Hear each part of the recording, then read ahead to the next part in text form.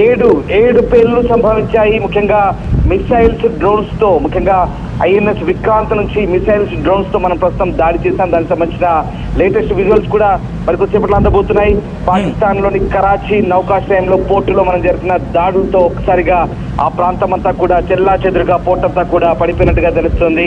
ఆ ప్రాంతంలో ఎలాంటి పేలులు సంభవించాయి ఒకసారి మనం ఊహించుకోవచ్చు. ఖచ్చితంగా ఐఎన్ఎస్ విక్రాంత్ నుంచి మిసైల్స్ కానీ డ్రోన్స్ కానీ పూర్తి స్థాయిలో అక్కడ అటాక్ చేసిన పరిస్థితి కనబడుతుంది. మరోవైపు పాకిస్తాన్ వైపు నుంచి ఇటు యూరి సెక్టార్ లో జరుగుతున్న దాడుల నేపథ్యంలో ఒక్కసారిగా ప్రజల్ని అప్రమత్తమయ్యారు. స్థానికంగా ఉన్నటువంటి కమ్యూనిటీ బంకర్ లోకి అందరినీ వెళ్లాల్సిందిగా అక్కడ ఆర్మీ సైరన్లు మోగిస్తున్న ఆ ప్రాంతం అంతా కూడా అప్రమత్తంగా ఉండమని చెప్తున్న పరిస్థితి కనబడుతుంది. ఇప్పటికైతే లేటెస్ట్ అప్డేట్స్ అంటుంది. ముఖ్యంగా మనకు ఇటు నౌకాయానం నుంచి ముఖ్యంగా నావికా దళం కూడా మెరుపు దాడులు ప్రారంభించింది. ప్రధానంగా ఇంట్రెస్టింగ్ డెవలప్మెంట్స్ ఒక్కసారి నేను మళ్ళీ చూసే వాళ్ళకి సంబంధించి ఒక్కసారి ఐ రిక్వెస్ట్ ఒకసారి నా ఫేస్ చూపించే ప్రయత్నం చేయండి. ఎందుకంటే దాదాపుగా 2-3 గంటల నుంచి మాట్లాడుకుంటే ఈ ఆనందం నాతో పాటు మీరు కూడా షేర్ చేసుకొని కమెంట్ చేసే ప్రయత్నం చేయండి. ఎందుకంటే ఈ ఆనందం ప్రతి ఒక్కరిది, మీది, మాది, మనది.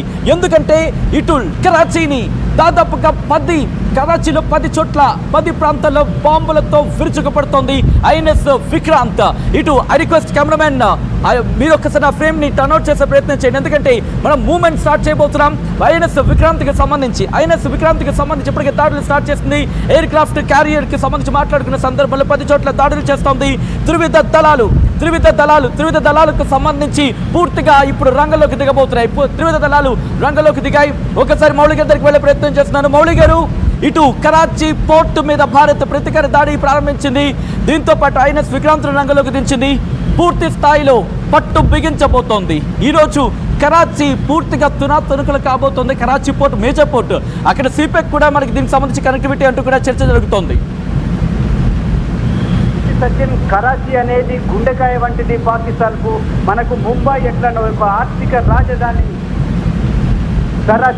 కరాచీని దెబ్బ కొడితే పాకిస్తాన్ ఆర్థిక వ్యవస్థ కుప్పకూలిపోతుంది. కరాచీ దగ్గర రేపు పొద్దున పాకిస్తాన్ కు తిండి కూడా పెట్టలేని పరిస్థితి. ఇప్పటికే మీకు విషయం చెప్పదలుచుకున్నాను. పాకిస్తాన్ ఆర్మీ పూర్తిగా దివాలా తీసి ఉంది. ఆర్మీకి 2 పూటల భోజనం పెట్టలేని పరిస్థితిలో ఉంది. ఆర్మీ వెహికల్స్ కి రిపేర్లు చేయించుకోలేని పరిస్థితి. చాలా F-16లు మెయింటెనెన్స్ లేక సరిగ్గా పైకి ఎగరలేని దుస్థితిలో ఉంది పాకిస్తాన్ ఆర్మీ. ఇలాంటి పరిస్థితుల్లో కరాచీని దెబ్బతీయగలిగితే పాకిస్తాన్ గుండెకాయను దెబ్బ కొట్టినట్టే అవుతుంది.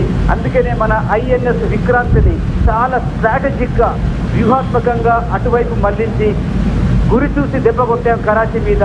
కరాచీలో ఉన్న చాలా ముఖ్యమైన ప్రదేశాలన్నీ కూడా ఇప్పుడు బాంబు మూతలతో దద్దరిల్లిపోతున్నాయి సచిన్. దీని ఎఫెక్ట్ మొత్తం పాకిస్తాన్ మీద పడుతుంది. పాకిస్తాన్ ఆర్థిక వ్యవస్థ కుప్పకూలిపోయే ప్రమాదం ఏర్పడింది సచిన్. బహుశా మౌలి గారు మీరు అన్నట్టుగా పాకిస్తాన్ ఆర్థిక వ్యవస్థ కాదు, పాకిస్తాన్ పూర్తి స్థాయిలో కుప్పకూలిపోయే అవకాశం కనిపిస్తోంది. రేపు కూడా చాలా కీలకమైన దినం. ఎందుకంటే మనం రేపు పాకిస్తాన్కి దినం పెట్టాల్సిందే. రేపు ఇంతెంత ముద్దలు పెట్టి గట్టిగా ఇవ్వాల్సిందే. ఎందుకంటే పాకిస్తాన్ రేపు పూర్తిగా ప్రపంచ పటంలో ఉండదు అనే చర్చ జరుగుతున్నట్టు అర్థం చేసుకోవచ్చు. మౌలి గారి దగ్గరికి వెళ్ళే ప్రయత్నం చేస్తాను. మౌలి గారు, ఇప్పుడు కరాచీ కాదు, గ్వాదర్ ఆఫ్ కోర్స్ బలూచిస్తాన్కి సంబంధించింది కాబట్టి దాన్ని విడిచిపెట్టే అవకాశం ఉందనుకోవచ్చు. కానీ కరాచీ కావచ్చు, దాంతోపాటు పాకిస్తాన్కి సంబంధించిన పంజాబ్ పూర్తి స్థాయిలో ఇబ్బందులుగా మారే అవకాశం ఉందా? తప్పకుండా మారుతుంది సచిన్. ఒకవైపు భారత్తో దుస్సాహసాన్ని ఒడిగడుతుంటే మరోవైపు నుంచి బలూచిస్తాన్ నుంచి కూడా పాకిస్తాన్ ఆర్మీపై బలూచిస్తాన్ లిబరేషన్ ఆర్మీ కూడా ముందుకు కదులుతోంది. పాకిస్తాన్ నుంచి అటువైపు నుంచి వెస్టర్న్ పశ్చిమ ప్రాంతం నుంచి కూడా. మౌలి గారు ఒక్కసారి మీరు లైన్లో ఉండే ప్రయత్నం చేయండి. ప్రపంచంలో అందరికన్నా ముందుగా మీరు చూస్తున్నారు ఆర్టీవీ స్క్రీన్ మీద పాకిస్తాన్ పైలట్ ని ఇటు భారత బలగాలు అదుపులోకి తీసుకున్న విజువల్ F-16 ఎయిర్ క్రాఫ్ట్ నుంచి రిలీజ్ అయిపోయిన తర్వాత, అంటే పేలిన తర్వాత, కుప్పకూలిపోయిన తర్వాత ఆ విజువల్ మీరు చూస్తున్నారు. ఫస్ట్ ఇమేజ్ ఆర్టీవీ స్క్రీన్ మీద మాత్రమే మీరు చూస్తున్నారు. ఆర్టీవీ స్క్రీన్ మీద ఎక్స్క్లూజివ్ గా మీరు చూస్తున్నారు. పాకిస్తాన్ ఆ ఫోటో మీరు చూస్తున్నారు. భారత్కి పట్టుబడిన పాకిస్తాన్ సైనికుడికి సంబంధించిన విజువల్ ని ఫస్ట్ ఎక్స్క్లూజివ్ ఫోటో ఇటు మీరు చూస్తున్నారు. ఆర్టీవీ స్క్రీన్ మీద ఎక్స్క్లూజివ్ గా ఇటు ముందే చెప్పింది ఆర్టీవీకి అందరికన్నా ముందు ఆ విజువల్ ని చూపించే ప్రయత్నం చేస్తుందని చెప్పి. మౌలి గారు, సో పాకిస్తాన్ సైనికుడిని కూడా మనం బందీగా చేసుకున్నాం F-16 కూలిన తర్వాత. ఎటువంటి డెవలప్మెంట్స్ చోటు చేసుకునే అవకాశం ఉందండి? నిజానికి పాకిస్తాన్ ఆర్మీ, పాకిస్తాన్ యుద్ధ విమానాలన్నీ కూడా సరైన మెయింటెనెన్స్ లేక చాలా దుస్థితిలో ఉన్నాయి. వాళ్ళకు ప్రాపర్ ట్రైనింగ్ లేదు, ప్రాపర్ ఎక్సర్సైజ్ కూడా చేయలేని దుస్థితిలో ఉన్నాయి.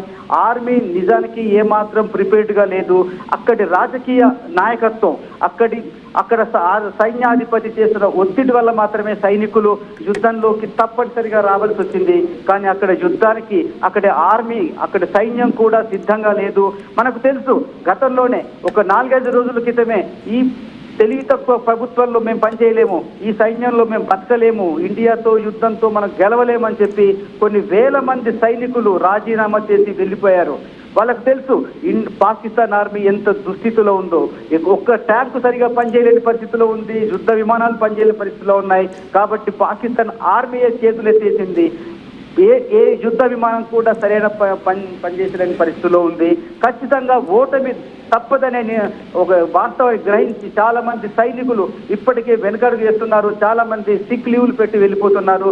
ఖచ్చితంగా పాకిస్తాన్ కు గట్టి దెబ్బ తగలబోతుంది సచిన్. రైట్, ఒక్కసారి మీరు లైన్లో ఉండే ప్రయత్నం చేయండి. పాకిస్తాన్ కి సంబంధించి దెబ్బ మీద దెబ్బ. All right, retired major Srinivas మనతో పాటు ఫోన్ లైన్లో జాయిన్ అవుతున్నారు. శ్రీనివాస్ గారు, బ్యాక్ టు బ్యాక్ దెబ్బ ఇప్పుడు నేవీ రంగంలోకి దిగింది. త్రివిధ దళాలు ఒక్కసారిగా దాడిలోకి దిగి, అంతకన్నా ముందు విజువల్ మీరు చూస్తున్నారు. భారత్ కి పట్టుబడ్డాడు పాకిస్తాన్ సైనికుడు అంటే అర్థం చేసుకోవచ్చు ఎటువంటి డెవలప్మెంట్స్ ఉన్నాయనేది. First ever image, first on RTV. మీరు ఇన్ఫాక్ట్ నేషనల్ టెలివిజన్ లో కూడా మీరు చూడకపోవచ్చు, ప్రపంచ టెలివిజన్ లో. రిటైర్డ్ మేజర్ శ్రీనివాస్ గారి దగ్గరికి వెళ్ళే ప్రయత్నం చేస్తున్నారు. శ్రీనివాస్ గారు, ఇటు భారత్కి పట్టుబడ్డాడు పాకిస్తాన్ సైనికుడు, ఎటువంటి ఇన్ఫర్మేషన్, ఎటువంటి డెవలప్మెంట్ చోటు చేసుకునే అవకాశం ఉందండి? F-16 అండి. F-16 అండి. F-16 పైలట్ ఆఫీసర్ ని పట్టుకున్నట్టున్నారు. ఇందాక you will listen further good newses అని చెప్పేసి అన్నాను కదా. అవును, ఇది చాలా మనకేంటంటే దీని ద్వారా చాలా క్రూషియల్ సమాచారం తెలుస్తుంది. పాకిస్తాన్ అసలు ఏమనుకుంటుంది, వాళ్ళు ఎయిర్ క్రాఫ్ట్, వాళ్ళ ఎయిర్ ఫోర్స్ ఎటువంటి దాడులు నిర్వహించాలని చెప్పేసి అనుకుంటున్నారు. అండ్ కేవలం ఈ యొక్క రాజస్థాన్ జైసల్మేర్ ప్రాంతంలోనే అటాక్ చేయాలనుకుంటున్నారా, లేదా ఇతర ప్రాంతాల్లో అటాక్ చేయాలనుకుంటారనే క్వశ్చనింగ్ ఆల్రెడీ స్టార్ట్ అయిపోయి ఉంటుంది. Will get the major information, very critical information from this pilot officer, number 1. Number 2 ఏంటి అంటే, the shows hour radar strengthening and missile strengthening system ని మనకి చూపిస్తుంది. అండ్ పాకిస్తాన్ కి ఇది చాలా గట్టి దెబ్బ. ఎందుకంటే F-16 విమానాలను చూసుకునే అదంతా అలా రెచ్చిపోతుంది. F-16 విమానాలను కూడా కొట్టేసిన సామర్థ్యం మన దగ్గర ఉంది అనేటువంటిది మనం ప్రాక్టికల్ గా ప్రూవ్ చేయగలిగాం. సో మనకి ఇంకా ఫర్దర్ గా చాలా డెవలప్మెంట్స్ వస్తాయి. మార్నింగ్ కల్లా మనం ఏది పూర్తి చేయాలన్నా సరే ఈ రోజు నైటే పూర్తి చేయాలి. ఎందుకంటే రేపు భౌగోళిక రాజకీయాలు ఎలా మారుతాయో మనకు తెలియదు. ఎందుకంటే ఎంత వేగంగా ఇండియా పాకిస్తాన్ మధ్య ఈ సిచ్యువేషన్ బిల్డప్ అవుతుందో అంతే వేగంగా స్టాండ్స్ కూడా, ఇంటర్నేషనల్ స్టాండ్స్ కూడా మారుతాయి. ఎందుకంటే సిచ్యువేషన్ వేరే విధంగా వస్తుంది. రేపొద్దున్న మళ్ళీ మనల్ని ఏదో విధంగా రిక్వెస్ట్ చేసి మనల్ని ఆపేటువంటి ప్రయత్నాలు కూడా జరగచ్చు. కాబట్టి ఏది చేయాలని ఈ రోజు రాత్రికే చేసేయాలి మనం అనుకున్న ప్లాన్ ప్రకారం. ఏమన్నా మనకి మళ్ళీ ఫర్దర్ గా పాకిస్తాన్ యొక్క స్టాండ్ లో ఏమీ చేంజ్ లేకపోతే గనక మనం ఫర్దర్ గా POKని ఆక్యుపై చేసుకోవడం అనేటువంటిది జరగాలి. ఇదే రైట్ ఆపర్చునిటీ. ఆ విధంగా మన వాళ్ళు ఆల్రెడీ కొన్ని వ్యూస్ అయితే ఉంటాయి, ప్రణాళికలు అయితే ఉంటాయి వాళ్ళవి, ఆ వ్యూహాలు. దాని ప్రకారం మనం వెళ్ళిపోతామండి. రైట్ శ్రీనివాస్ గారు, అంటే నాలాంటి వరకు వచ్చే సాధారణ డౌట్ అండి, ఇప్పుడు మనం సముద్రం మీద కూడా యుద్ధాన్ని ప్రారంభించడం కాదు, దాన్ని ఏకంగా ఒక పీక్స్ కి తీసుకునే సో ఎలా ఉండే అవకాశం ఉందండి? ఎందుకంటే ఇటు విక్రాంతుని రంగంలోకి దించిన తర్వాత దాడి చేయగలదు, సంరక్షించగలదు, అరేబియా సముద్రాన్ని పూర్తిగా బ్లాక్ చేయగలదు.